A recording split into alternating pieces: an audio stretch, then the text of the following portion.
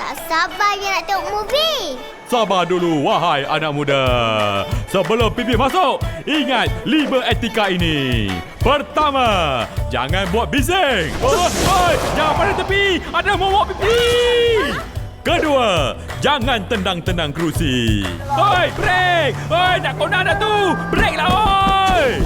Uish, macam kerusi 4DX. Ketiga, jangan main telefon. Huh? Huh?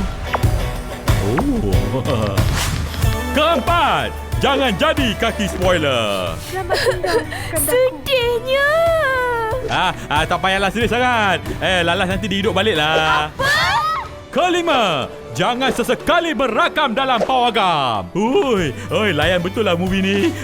Share sikit. Janganlah Papa, nanti kena tangkap. Hello, GSC upline. Janganlah macam ni. Tidak.